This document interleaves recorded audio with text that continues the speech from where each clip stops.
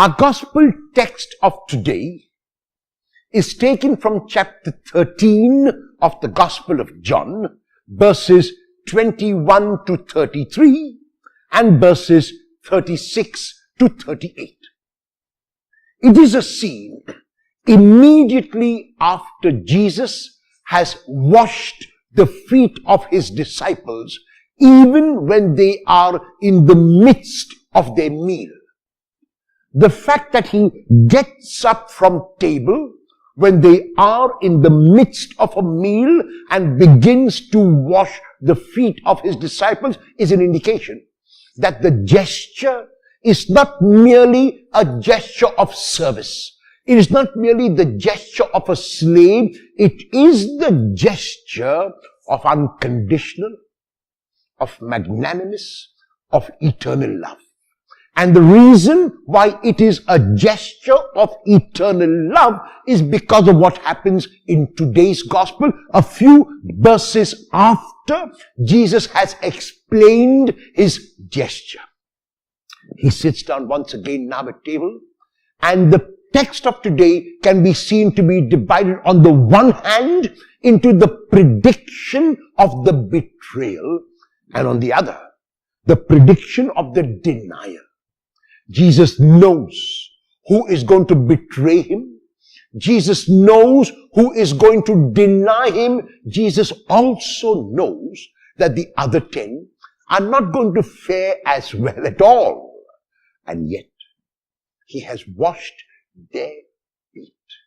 He has washed the feet of a betrayer. He has washed the feet of a denier. He has washed the feet of those who will abandon him, because his love is not barter exchange. His love is not a love which will expect that a person reciprocate that love. His love is not that the person will give him love in return. His love is given freely, and that is the gesture of the washing of the feet.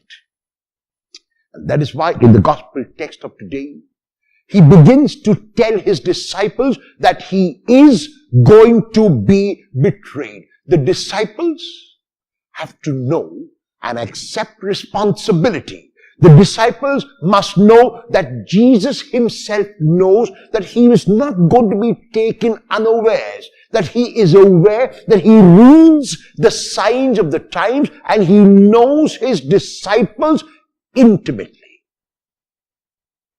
The disciples all begin to wonder who it is, and they keep asking whether it is them. Peter turns to the beloved disciple to ask him who the betrayer is. Jesus speaks about giving the morsel dipped in the dish to the one, and he gives it to Judas and tells Judas enigmatically to do what he has to do quickly. Judas goes out, and the disciples think that Judas has gone to make preparation for the Passover, but John adds for the reader a very important phrase: it was night. It may have been night as time of the day, but John is not giving us the time of the day when he tells us it was night. He is telling us that when Judas went away from Jesus, for Judas, it was night. Because Jesus is the light. So anyone who goes away from Jesus, anyone who moves away from Jesus, moves away from the light to the darkness, and Judas has gone to the darkness. Jesus then goes on, after Judas has left, to predict his denial. The Peter who is so emphatic in his support of the Lord, the Peter who says that he is going to die for the Lord, is the same Peter who will deny the Lord when the time to stand up comes.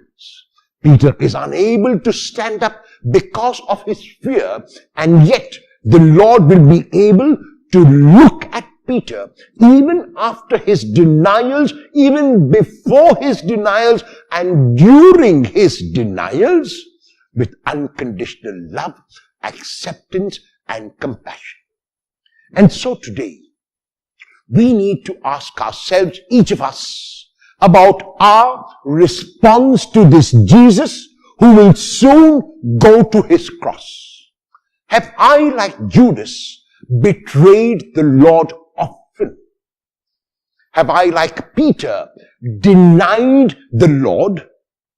Have I, like the other 10, run away from the Lord? Or is my response quite another? If so, what is the response I will make?